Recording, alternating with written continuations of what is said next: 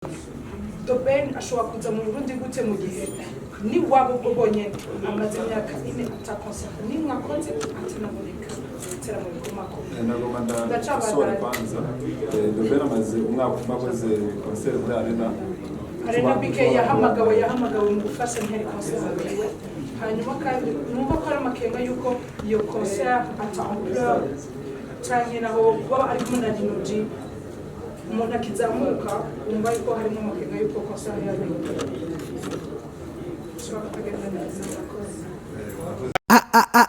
Isaac TV. Ikibazo cya mbere no gutangura kumenya ino nawo company kubera iki mwahereye hanze y'igihugu mutayire hano ku butaka bw'Uburundi na cyane cyane kugira ngo igihugu cy'amavukiro aho muhera kugira gute kubakira izina. Ikibazo kigira kabiri mwavuze ko musanzwe muba hanze y'igihugu kuki guhera kuri The Ben akaba ari wazana cyane cyane kugurira imiryango ya nawo company hano ku butaka bw'Uburundi. Ikibazo kigira gatatu gukora conference de presse de Ben kari hano ubwo iyo mubitegura yamaze gushika kugira ngo abarundi ndetse n'abanyamahanga abumve ko atari bicapo gusa arahari yaje amigitera murumva ni vuba ibijya hose sikera niyashika dusubira abindi conference de presse cyangwa ni conference de presse gusa niyaza zo kumwakira hanyuma atategura kuja mu giteramo. Murakoze. Ego nibaza ko tuza turagira ko kugira ngo ntitwibagire nubwo bimwe na bimwe numvume ngo uraza kubumbabarira unyibuse kandi gato. Tugushimire kwanza Edition arabajije ngo ikibazo reka mpere ku kibazo cya nawo company kubera iki itahereye mu gihugu cy'amavukiro. Nivyo ni kibazo cyiza cyane nk'umwana w'igihugu yagomba guhera mu gihugu, umwana agomba kuvukira mu gihugu, ariko umuntu wese ari hano arazi ngene ubuzima bugenda. Byarashitse iyo uwo mwana avuka tutari mu gihugu ku mpamvu z'ubuzima, hanyuma tumwakirira yavukiye, ariko ntitwagushimye kumugumiza iyo yavukiye. Twaramuzanye mu gihugu kumwereka abavyeyi basekuru na barinakuru. Nizera ko ico kintu cyumvikana. Byarashitse bishikata ariho turi ku mpamvu z'ubuzima, umuntu yarasanzwe ari mu bikorwa bitandukanye, ariko tunezereje no kuba uyu munsi uwo munsi kuri w'igihugu yashoboye gushika hano. Ikibazo cya mbere nibaza ko cyumvikanye. Ikindi kibazo ndiko ndibuka kiravuga ngo kubera iki Ben ari we yashimwe kugira ngo yugurure imiryango ya nawo company mu Burundi. Bivanye n'imigambi yacu mu ntango ntabwo twifuza The Ben kumvo zitandukanye, ariko ibiganiro byagiye kugera aho birangira dufite The Ben kumvo zigiye zitandukanye by'akazi n'ibindi, ariko The Ben twabonye ariwe nawo company yahisemo kugira ngo adufashe nkuko atari wo wenyine zoba turi kumwe n'abandi bamwe na bamwe bamaze kumenyekana hano. Tuzoba turi kumwe na Rinoji azodufasha nawo guserukira generation nshasha mu gihugu. Uko mwagiye mubibona hano murabona ko atabatama benshi twicaranye, turashira ingufu cyane mu bajene nka bagenzi bacu bivanye na projet za company, tukaraba n'ibyo dushoboye n'ibyifuzo byacu. Rero twasanze The Ben ahurirana n'imigambi yacu yibi biteramo tizoherako byo kugurana na company mu gihugu cy'amavukiro, ari kumwe n'umuririmbyi mutoyi mu myaka Rinoji. Kuvuga azobara artiste babiri kugeza uyu mwanya nibo ba artiste dufise, kandi twibaza ko bazoba bari kuri ico giteramo. Amakuru ariko aracana cyane kwijya nino ku nyarwanda.com aravuga ko The Ben yahawe imiliyoni 40 z'amanyarwanda. Tumvikana akanoti k'umu artiste mugiye kuzana ngo mushitana ku butaka bw'Uburundi kamaze kumenyekana. Tuzi nimba ari yabivuze cyangwa ntituzi nimba arabasanzwe bari muri nawo company babivuze, nimba atari banga, nimba Rinoji nimba pito The Ben azohabwa miliyoni 40 z'amanyarwanda kize mu Marundi, uzagusanga ari hafi miliyoni 200. Rinoji nayo mu mafaranga ngana usibye ko ico kiganiro uvuze cabaye icyo kinyamakuru Inyarwanda ico kiganiro cyo kunyarwanda nta kintu tubizi ko kubera ko nta yindi press twigeze dukora haba mu Burundi cyangwa mu makungu. Iyi niyo press ya mbere dukoze kandi nibaza ko ico kintu cyayo mafaranga bavuga nibaza ko atari cyo kubera ko nta kintu twigeze tuvuga ku bintu bijyana n'amafaranga ya Doben kubera ko iki nicyo kiganiro cya mbere dukoze kuri iyi concert. Urumva ngira bica bigorana no kuvuga ngo Rino G twamuhaye amafaranga ngahe mu gihe nayo twari duhereye ko tutayazi.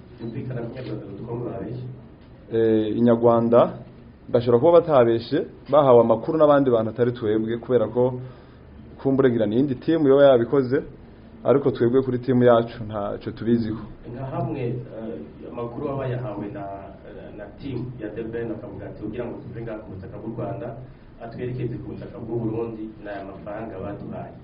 Abarundi cyangwa abartiste b'igihugu cyacu cy'u Burundi biri mu byo bidogera aho bagira ati turakeneye amakampani aza aha agaciro aza agarukira agateka ku artiste w'umurundi ku buryo bw'uko umunyamahanga aje hano ku butaka bw'u Burundi nimba akoze igiteramo agashika hanze y'igihugu agaca ashika agura imodoka agashika agura parcelle hanyuma umwana w'igihugu nawe mwasize hamwe n'uwo munyamahanga ndatakara kuri Rino G ko bazaba bari kumwe tugasubira gusikanira ibitwe kuri bisi cyangwa duhagarika taxi naho company igiye gukosora ituna cyane muri ibyo bibazo bisi kubiraba nimba Sebert ahawe 40 miliyoni z'abanyarwanda na karondi ko ndatakumva amaze kubibeshuza hanyuma ugasanga Rino G ko tumva ko yahawe miliyoni cyangwa miliyoni zibiri ubwo abarundi n'abanyamahanga mugiye kubabangabanganisha ku muntu mbere kugira ngo naho company kosora ibishobora kuba byarabaye nk'amakosa mu zindi company. Murakoze. Urakoze Diso. Iki kibazo nibaza ko kiribona dutwara kanya katari gato kubera ko ni cyakamaro kuri abo haba kuri naho company ariko cyane no ku ba artiste. Uwo uratubagije ngo Rino G ashobora kugira ukunuko birumvikana ariko amakosa bavuze kumbure yaramaze ngo igihe akogwa n'andi makampani ntitubizi. Uyu munsi turaza kuvuga ku bintu cyane bya hano byacu bituraba ko ari navyo turekuriwe n'amategeko. Muri make aba artiste canke umuntu ko twese turi hano ntabwo tunganya imyaka Ediso. Ushobora kuba undusha imyaka canke nkaba ndayikurusha. Usanga abantu twese turi hano dufite ikintu tugenda turushanya. Ikintu gikomeye cyane ahubwo tubonereho n'amahirwe nka company sinibaza ko tuzoza kubeshya ngo tuze kuvuga ibintu bidashoboka hano. Impamvu twabahamagaye hano nuko tuvuga ibintu bishoboka ku ruhande rwacu tunashobora no gukora. Hariho ibintu bidashoboka. Abo ba artiste bacu nimba banatwumva je sindumva bari ko baridoga ariko urumva nivyo ntabwo bivuga utabizi. Hariho ibintu bitidogwa muri realite y'ubuzima. Umuntu agomba kumenya urwego agera ko mu buzima bwiwe. Turakoresha uburorero. Hariho ibintu nimba ko karivyo izo nduru zamaho.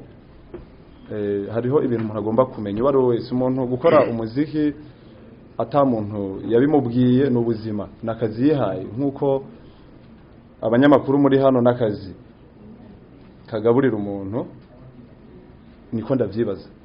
Nubwo hari umuntu ashobora kubikora ashaka abikunda kugira ngo anezerwe n'ubuzima ariko uko vyogenda kose ibiciro by'abaririmbyi ntivyigera bihuzwa bivanye no kugira ngo uteze imbere muririmbyi ahubwo nka naho company kubera ko turakunda iterambere ry'uwari we wese ariko bihuye n'imigambi yacu.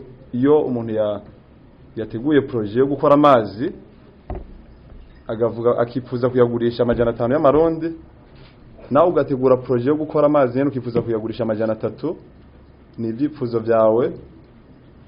Ibiciro bishobora kuba ari binini ku bene gihugu ariko nawe ugasanga byibuza aho waranguye ibiciro ni binini. Ico nashaka kuvuga ni Rino G na Doben ntidushobora kuzanga ngo tugire ikiganiro cy'ingana amahera bazogenda barushanya. Ibyo bintu na Rino G nawe nibatse ko iyo bidufashamwo birumvikana. Amahera ntashobora kungana ntashobora kwegerana kandi ibiciro nabo artiste kenshi hari n'igihuhera ku byo bagusabye. Sinzi ayo yandi makampani uko abikora ariko nibaza ko utoririmbisha umuntu ku nguvu bivana n'izina ryawe ukuntu ringana kugira ngo umenye n'ibiciro byawe ukuntu biza kuba bingana. Kuriya no kurara muri hoteli usanga bitangana bitewe na ba nyene hoteli ko bavyipfuje n'ubushobozi bw'abakiriya.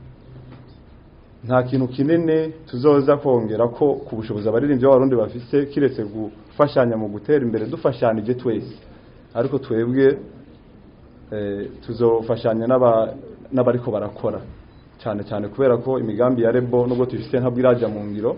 Ubu turi gukorana n'abashobora gukora ibikorwa twifuza ko badukorera. Ikintu kijanye n'amafaranga naco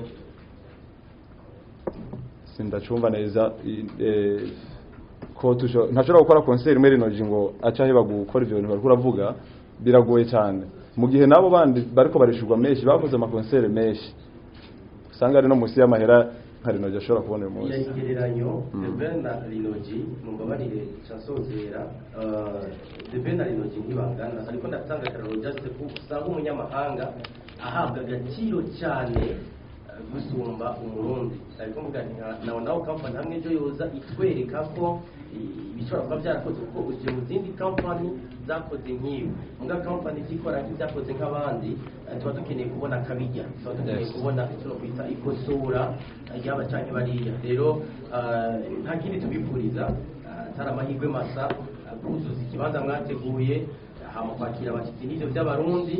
Yaratugereye cyangwa hirya y'ejo tubonye mugiye no kubitegurira mu Rwanda mukavuga ati natwe dukeneye kuzana abarundi hano kugira ngo bafotominga mu Rwanda ariko tubatwara hariya mu gihugu cy'u Burundi asigaye mugira mu. Urakoze cyane. Ikibanza tuzokoreramo igiteramo kugeza uyu mwanya igiteramo biri décidé ko kibera Jardin Public, concert nini ya itariki imwe z'ukwezi kw'icumi. Hanyuma ibijanye n'ibiciro navyo nkuko babajije navyo nyene byaramaze gusohoka. Twaragerageje ko twosangira umunezero na buri muntu wese abishoboye. Twagize amatike agiye atandukanye, amatike y'ubwoko bune. Tike simple izoba ari 10,000 mu kwinjira muri Jardin Public. Tike VIP izoba ari 50,000. Hanyuma twaragize na tike sponsor kubera ko na company ifite abagenzi benshi twifuza ko bagirana baronka umwanya wabo. Twaragize tike sponsor iri ku 500,000. Tugira na table y'abantu batandatu iri ku miliyoni 500,000. Hanyuma ugakonsoma champagne zibiri wihitiyemo. Ico ni igiteramo kizobera kuri Jardin Public itariki imwe. Hanyuma twarateguye no guha akaryo bantu bose ibyo bashaka kuganira n'umuntu bakeneye umwanya wiyaguye, ico twokwita VIP. Twarateguye show iri VIP mu ijoro ry'itariki 30 z'ukwezi kw'icenda. Twarateguye igiteramo kiri VIP. Twahaye akaryo n'abantu nabo baba bashaka ahantu hisanzuye bonyene. Twashatse kwikorera kuri Eden Garden, ni hano kuri beach nziza cyane. Ibiciro byaho navyo nyene ibyo dufite uyu mwanya twizeye ko kandi bitazonahinduka. Itike izoba ari 100,000 ku muntu wari wese kwinjiramo, ariko tukagira na table y'abantu 8 ku miliyoni 2, ukabona champagne 2 wihitiyemo. Tukagira na tike presidentielle, ni itike nayo twahaye agaciro cyane, ni tike izoba iri ku miliyoni 10. Hanyuma ukanywa n'umuryango wawe ibinyobwa wifuza kugeza wifuje gutaha. Hanyuma ukafungura ibifungurwa wihitiyemo byo kuri restaurant nziza nababwiye Eden Garden. Hanyuma ukabona umwanya wo kufatana amafoto no muri Rimzi The Ben ndetse no kwicarana ndetse na visite yo mu rugo iwawe. Nibaza ko ibiciro byumvikana cyane. Twagerageje kuja mu makategori yose. Nibyo birumvikana byari kuryoha ndetse nk'uko abandi batise benshi cyane biraruta babiri barutumwe n'ibyo birumvikana, ariko twumva twizeye kuri iyo ngingo uburyo biramutse bibaye ngombwa bigahinduka birashoboka nabyo twabibamenyesha, ariko kugeza uyu mwanya niyo ngingo twafashe. Twumva kandi ngo icyo itwaye cyane kubera ko abo bose tuzaba turi kumwe turavye ko bahagaze muri list tubona ngo birakunda ko imigambi yacu ijya mu ngiro. Murakoze cyane. iyi concert ntabwo ari urukurikirane ariko ni ibikurikirane by'amakonseri atandukanye ntituzokora nk'iyi ntabwo tuzozana Doben tuzozana abandi tuzokoresha abandi bo mu gihugu ni ibintu bigiye kwamaho nibaza ko inyuma y'amezi 3 duhejeje iki gitaramo muzobona ubundi butumire nk'ubu bwo kubereka abandi bashyitsi biteka tugomba kuzana mu gihugu kubera ko ari intumbero zacu twara bose umwanya wo gutegura nibaza ko bigaragara icyo kibazo kiragaragara twariteguye sinzi imyiteguro uvuze uruhare igeraho cyangwa percentage ariko kubyo dutegerezwa gukora twaragerageje ko dushoboye ikibazo cya kabiri yase kuvuga ku bijyanye na kubera ko Doben amaze igihe kitari gito adasura indirimbo nta bwoba dufise nta bwoba ntabwo kubera yaba twari dufite ubwoba twari kugira bari muri vibration Doben sinzi ko tumufata ariko nizera ko muri ibi gihugu gukorana wanyu mu gihugu murakoze cyane nacyo nibasubiye kuriga Doben ashobora kuza mu Burundi gute mu gihe ni wabo ubonye amaze imyaka 4 atakonsa ni mwakoze atanaboneka tera mu bikomako nagoma ndasora kwanza Doben amaze umwaka makoze concert muri Arena BK yahamagawe mu gufasha interi concert yiwe hanyuma kandi numva ko ari amakenga yuko iyo concert ata ampleur cyane naho baba ari kumwe na Dinoji umuntu akizamuka umva yuko harimo amakenga yuko concert yawe ariko kubera umwanya atari munini sinibaza ko nubwo icyo gihe gize kingana uko Doben turamuzi kandi turizeye ko ibyo twapanze bigomba kugenda neza ata kintu kirizire ariko turabizeye isho imeze neza turabizeye reka tubibutse yuko indirimbo Doben afitanye igikorwa no muri Fernand n'izindi ndirimbo n'ibintu byinshi kandi umugwiza atunganye n'ishirahamwe abafite umuntu ategura ibikorwa byo murakoze Isaac TV. Oh.